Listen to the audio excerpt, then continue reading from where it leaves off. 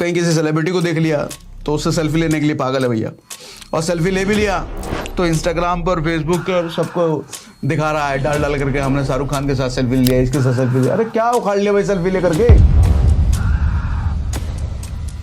जिस माँ बाप ने पैदा किए हैं ना, हो सकता है वो गरीब रहे, आप गरीब हो, लेकिन उनके मरने से पहले उनको अमीर बना देना है।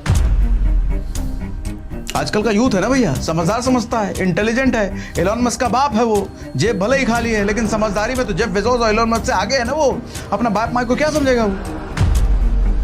क्योंकि क्रेडिट कार्ड में अगर 1 लाख रुपए की लिमिट किसी को मिलती है तो बपौती मान लेता है ना, 1 लाख रुपए मेरे बाप का है। आपने मेरे ही वीडियो देख करके कई बार सोचे होंगे एसआईपी में इन्वेस्ट करें, गोल्ड में इन्वेस्ट करें, एफडी में इन्वेस्ट करें, कहां इन्वेस्ट करें पता नहीं। सर ये सारी इन्वेस्टमेंट सेकेंडरी है। जब पैसा कमाना शुरू किया है ना, फर्स्ट एंड मस्ट मैं कह रहा हूं, पहला और सबसे जरूरी इन्वेस्टमेंट आपका होना चाहिए इमरजेंसी फंड क्रिएट करो। इमरजेंसी फंड मालूम क्या होता है? इमरजेंसी फंड वो फंड होता है जो आप इस्तेमाल नहीं करते अपने रोजमर्रा की चीजों में, या आपको ये इमरजेंसी फंड बहुत ज्यादा रिटर्न भी नहीं दे रहा होता है, सिर्फ आपका पैसा बचा हुआ रहता है, मगर ये काम तब आएगा जब कल को कुछ इमरजेंसी आ जाए, किसी भी तरह की इमरजेंसी, हेल्थ इमरजेंसी या किसी भी तरह की पैसे की अचानक से एकदम जरूरत पड़ गई रातों रात, और वो पैसा आपके काम आए। क्योंकि ये जरूरत कभी भी किसी के साथ भी आ सकती है सर। इट्स लाइक कि जब आपके पीछे कुत्ता पीछे पड़ा हो ना, तो जब तक आप कुत्ते से भाग भाग के कुत्ते से बच ना जाओ, आप चैन की सांस नहीं लेते ना। मेरे हिसाब से इमरजेंसी फंड क्रिएट करना ऐसा ही होना चाहिए सर। कुछ भी लग्जरी खरीदने से पहले, टीवी, मोबाइल फोन, जूता, कुछ भी, हाँ बेसिक चीजें जो खरीदनी हो तो खरीदो जिंदा रहने के लिए, लेकिन कुछ भी होता है ना खुशी के लिए, आनंद के लिए, वो खरीदने से पहले मैं कहूंगा सबसे पहले इमरजेंसी फंड क्रिएट करो। सबसे पहले एसआईपी बाद में करना, बाकी इन्वेस्टमेंट सब बाद में करना, सबसे पहले इमरजेंसी फंड क्रिएट करो। क्योंकि इमरजेंसी फंड ना राहत की सांस देने का काम करता है। क्योंकि हमारे को पता है कल को कुछ भी गड़बड़ हो जाए, नौकरी चाकरी ना रहे, बिजनेस थोड़ा डाउन हो जाए, मेरे पास एक 6 महीने का इमरजेंसी फंड पड़ा है। कितना होना चाहिए इमरजेंसी फंड? 6 महीने का। सर आपके घर का खर्चा अगर 25,000 रुपए है तो 25,000 रुपए इंटू 6 कर लो, उतना पैसा आपके बैंक अकाउंट में एनी टाइम पड़ा होना चाहिए। उसको एफडी कर दो। हाँ कम इंटरेस्ट मिलेगा, 7% मिलेगा, 6.5% मिलेगा, लेकिन इसका पर्पस पैसा बढ़ाना नहीं है। इसका पर्पस सिर्फ और सिर्फ पैसे को जिंदा करे रखना है। क्योंकि जिंदा करे मैं क्यों कह रहा हूं? क्योंकि एफडी का 7% इन्फ्लेशन और एफडी का 7% रिटर्न और इन्फ्लेशन भी 7%, तो इन्फ्लेशन के बराबर चलता है, तो आपका पैसा जिंदा रहता है, बढ़ नहीं रहा होता है लेकिन जिंदा रहता है। और पर्पस भी यही है कि पैसा मेरे को एनी टाइम एक्सेसिबल हो। रात को 3 बजे मेरे को जरूरत पड़े तो एक क्लिक पे मेरे को पैसा हाथ में आ जाए। कहीं किसी ऐसी जगह इन्वेस्ट करके रहोगे जो कि 3 बजे जरूरत पड़े तो पता चले अगले दिन 3 बजे मिले, तो तब तक आदमी का खेल ही खत्म हो जाए। ऐसी जगह इमरजेंसी फंड नहीं रखते। भारी मिस्टेक हो गया सर। इमरजेंसी फंड को कहीं दूसरी जगह ऐसी जगह इन्वेस्ट करके नहीं लगते जहां निकालने में आपको कई दिन लग जाए। तुरंत क्लिक पे निकलना चाहिए, वो होता है इमरजेंसी फंड। टेंशन से बचा के रखता है सर, दिल हल्का रहता है, आदमी रिस्क लेने के लिए ओपन रहता है जब इमरजेंसी फंड उसके पास होता है। और नहीं होता है तो आदमी हमेशा डरा हुआ रहता है, रिस्क लेने से डरता है। अरे काम करने पैसा लगा दे, रिटर्न नहीं आए तो कुछ हो गया तो ऐसे फिर और आदमी जब रिस्क नहीं लेता तो कॉम्प्रोमाइज लाइफ जीता है ना। कॉम्प्रोमाइज मतलब किसी तरीके से रिस्क पर आएंगे भी, रिस्क वाला फैक्टर भी है। तीसरा फैक्टर है सर दूसरों के सपनों से बाहर निकलो। मैं देखता हूं अक्सर आदमी कहीं किसी सेलिब्रिटी को देख लिया तो उससे सेल्फी लेने के लिए पागल है भैया, और सेल्फी ले भी लिया तो इंस्टाग्राम पर, फेसबुक पर सबको दिखा रहा है डाल डाल करके, हमने शाहरुख खान के साथ सेल्फी लिया, इसके साथ सेल्फी लिया। अरे क्या उखाड़ लिया भाई सेल्फी ले करके?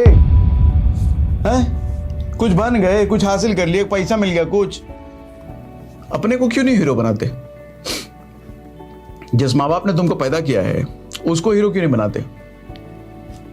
उसको हीरो बनाओ ना सर। जिसके बारे में आप सोच रहे हो ना और जिसकी सेल्फी लेकर के खुश हो रहे हो, बांटे जा रहे हो, उसकी सेल्फी को दिखाए जा रहे हो, ये समझ लो जिसकी सेल्फी आपने ली है सर वो जीत गया और आप हार गए। क्यों?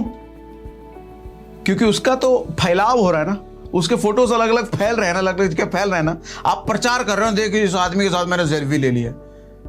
वो जीत रहा है, आप हार रहे हो। वो समझदार है, आप बेवकूफ हो। खुद को हीरो बनाओ ना सर, खुद का कॉन्फिडेंस इतना डेवलप करो ना, खुद को इस लायक बनाओ ना कि लोग आपके साथ सेल्फी लेने आए। आप कहे दूसरे के साथ सेल्फी लेने जा रहे हो? मैं तो कहूंगा यार जिस माँ बाप ने पैदा किए हैं ना, हो सकता है वो गरीब रहे, आप गरीब हो, लेकिन उनके मरने से पहले उनको अमीर बना देना है। इस सपने के साथ काम करो ना। आप अमीर, आप खुद को अमीर बनाओ ना बनाओ वो सेकेंडरी है सर। माँ बाप गरीब नहीं बनने चाहिए। आप पूमा और एडिडास के जूते पहनो ना पहनो वो सेकेंडरी है, लेकिन उनके मरने से पहले उनको पूमा और एडिडास के जूते जरूर पहनवाने हैं। आपके हाथ में आईफोन आए ना आए, लेकिन उनके हाथ में आईफोन का टॉप वर्जन जरूर आना चाहिए। आप कहीं घूमने जाओ ना जाओ, लेकिन उनको स्विट्जरलैंड जरूर घुमाना उनके मरने से पहले, क्योंकि आपसे कम उम्र है सर उनकी। कम उम्र का मतलब आप जितना जियोगे उससे कम वो जीने वाले हैं। आधी जिंदगी उनकी निकल चुकी है। तो अपने लिए सपना देखने से पहले उनके लिए सपना देखो।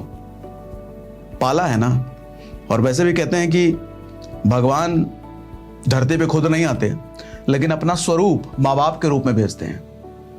और कुछ लोग, मैं ये भी देखता हूं कि माँ बाप को बड़ा बुरा व्यवहार करते हैं। वो आजकल का यूथ है ना भैया, समझदार समझता है, इंटेलिजेंट है। एलोन मस्क का बाप है वो, जेब भले ही खाली है, लेकिन समझदारी में तो जेफ बेजोस और एलोन मस्क से आगे है ना वो। अपना बाप माँ को क्या समझेगा वो। तो मैं ऐसे लोगों को एक बात बताऊं सर, आप कितने भी समझदार हो गए, कितना भी काबिल हो गए, कर्ण को जानते हो ना। महाभारत में सबसे बड़ा धनुर्धर अगर कोई था वो कर्ण था। सबसे ताकतवर अगर कोई था, सबसे बड़ा ज्ञानी कोई था अस्त्र शस्त्र का, वो कर्ण था। अर्जुन की औकात नहीं थी कि उसको मार सकता, लेकिन अर्जुन क्यों जीता? भगवान उसके साथ थे। काबिलियत कितने भी हो, जिसके साथ भगवान नहीं है ना, उसे कोई जिता नहीं सकता, कोई जिता नहीं सकता। ऐसे ही उस भगवान ने अपना स्वरूप माँ बाप के रूप में भेजा है। जब आप उसकी इज्जत नहीं करते हो, जब आप उसके साथ दुर्व्यवहार करते हो ना, तो आप सीधा पंगा उससे ले रहे हो, क्योंकि उसका स्वरूप है ना। कहां जाओगे? उससे पंगा लेके कहां जाओगे? कहां जीत जाओगे? कितने भी काबिलियत पाल लो, खुश नहीं रह पाओगे। पटकेगा एक दिन, ऐसा पटकेगा कि फिर याद आएगा, अरे काश हमने माँ बाप के साथ अच्छा व्यवहार कर लिया तो उनको कहीं तीरथ तीरथ करा देते, घुमा फिरा देते। अपना ही शौक मौज पूरा करने में रह गए, उनका तो कभी किया ही नहीं। मरते वक्त ये सब ख्याल आएगा, और तब कुछ हाथ में बचेगा नहीं ना। ये थोड़ा टॉपिक से हटके बात बोल दी मैंने, लेकिन जरूरी है। बड़ा बुरा हाल देखता हूं मैं सर आज के यूथ का, बहुत बुरा हाल है। Distracted, full of social media का जुनून इस तरीके से हावी है कि कुछ दिखता ही नहीं है। एक व्यूज, लाइक्स, इसी के पीछे दुनिया है उनकी। चौथा फैक्टर है sir, take loan for asset only, not for luxury. मतलब लोन लो, कोई दिक्कत नहीं है, लेकिन एसेट बनाने के लिए लोन लो, लग्जरी के लिए लोन नहीं। लग्जरी कहने का मतलब कोई भी ऐसी चीज जिसको लेकर के आपको मजा आ रहा है। होम लोन सर मेरे हिसाब से ये लग्जरी ही है। होम लोन लेता क्यों है आज के टाइम में? घर के लिए नहीं, सोसाइटी का प्रेशर है, आसपास वालों को प्रेशर है, माँ बाप का प्रेशर है। कई बार ये शादी कैसे होगा, ले ले होम लोन। भाई जो नौकरी लगी है आप ले लो होम लोन। होम लोन में मर जाओ साले तुम, तो जिंदगी भर देते रहना EMI। प्रेशर होता है सर। 10 में से 9 लोग सोसाइटी के प्रेशर की वजह से, उसने भी ले लिया, उसने भी ले लिया, उसने भी ले लिया, हमको भी लेना ही पड़ेगा, इस तरीके से लेते हैं होम लोन घर। तो ये लग्जरी है मेरे हिसाब से। और वैसे भी पूरा सेशन हमने किया हुआ है, रेंट पे रहें कि घर पे रहें, देखो पूरा है, उस पर बात किया हुआ है लंबा। पर्सनल लोन, आईफोन के लिए लोन, चीजें खरीदने के लिए लोन। आजकल तो भैया फ्लैट तो ले लिया, फ्लैट में लग्जरी फर्नीचर कराने के लिए भी पर्सनल लोन ले रहे हैं। कोई भी ऐसा लोन जो आपको मजा देता है सर, वो लग्जरी लोन है, लग्जरी के लिए लोन है। लेकिन कोई भी ऐसा लोन जिस लोन की वजह से आपके घर में पैसा आता है, जैसे गाड़ी खरीदा लेकिन लग्जरी के लिए नहीं, ओला में चलाने के लिए, टैक्सी में चलाने के लिए।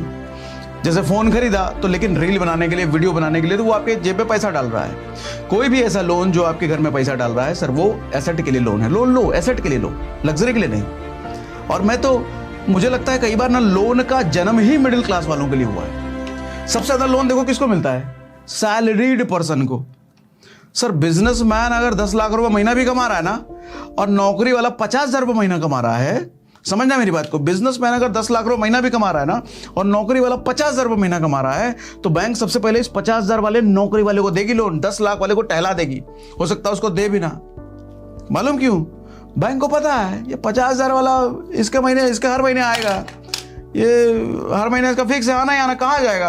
और भाग के भी कहाँ जाएगा? जिस भी शहर, जिस भी देश में जाएगा, नौकरी तो मांगेगा। ये उतना तो इसका औकात है नहीं रिस्क लेने का कि नौकरी छोड़ करके बिजनेस करने लग जाए। और बिजनेस भी करेगा तो पैन कार्ड तो वही है, आइडेंटिटी थोड़ी तुम बदल लोगे तो वो चलेंगे। इसको समझते हैं ना?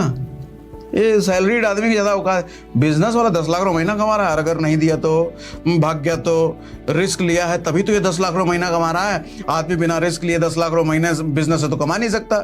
नौकरी वाला पता कहीं नहीं आने वाला, फिक्स है। ये बुरा लगा? लगना चाहिए।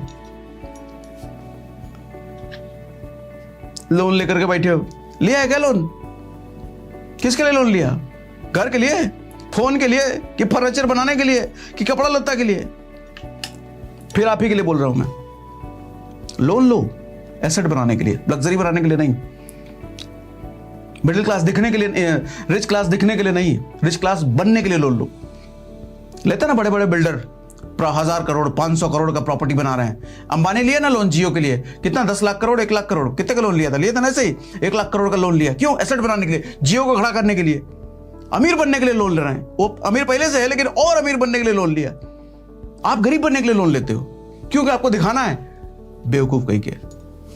पांचवा से पहले एक और बात बता दूं, अभी मैं कुछ दिन पहले ही पढ़ रहा था, क्रेडिट कार्ड से हर महीने भारत में 300 करोड़ रुपए निकलता है। नहीं समझे? क्रेडिट कार्ड जो होता है ना आपके पास, हर महीने लोग 300 करोड़ रुपए से ज्यादा विड्रॉ करते हैं एज कैश। मिला जुला करके आंकड़ा कह रहा हूं, कोई एक आदमी नहीं। मतलब समझ रहे हो सर, क्रेडिट कार्ड से कैश निकालना सबसे खतरनाक चीज है। खतरनाक चीज का मतलब वो जानलेवा इंटरेस्ट लेता है, साल का 40 45 50% इंटरेस्ट लेता है। और इतने इंटरेस्ट जानने के बावजूद भी आदमी अगर कैश निकाल रहा है तो सोच लो किस लेवल की उसकी मानसिकता, किस लेवल के पैसे की उसकी जरूरत है। और जब इतना बड़ा अमाउंट हर महीने निकल रहा है, ये तो तय है भैया इमरजेंसी के लिए नहीं निकल रहा है। इमरजेंसी के लिए कुछ परसेंट निकलेंगे, लेकिन 90% लोग तो भैया जरूर अपनी लग्जरी, जरूर अपनी हरामखोरी करने के लिए निकाल रहे हैं कैश। या कुछ हरामखोरी कर रखा होगा, कोई लोन ले रखा होगा, कुछ चीजें खरीद रखी होगी। क्योंकि क्रेडिट कार्ड में अगर 1 लाख रुपए की लिमिट किसी को मिलती है तो बपौती मान लेता है ना, 1 लाख रुपए मेरे बाप का है, उड़ाओ खर्चा करो। और तुम्हारी सैलरी है 30,000 रुपए, जब देखा जाएगा, जब आएगा बिल तब देखा जाएगा। और जब बिल सामने आता है 1 लाख रुपए दे रहा है, हालत खराब, क्या करे भैया? फिर आदमी फिर कैश निकालो, लोन लो, ये लो चुकाने के लिए। क्या यार, क्या आदमी सिखा रहा हूं, सब सीखो, नहीं तो जिंदगी भर मिडिल क्लास में झूलते रहोगे पेंडुलम की तरह, इधर इधर इधर इधर इधर इधर। और एक दिन यमराज बॉल पकड़ के खींच के ले जाएगा, चल चल, जिंदगी भर तूने हरामखोरी करी, चल यहां से। क्या करोगे फिर?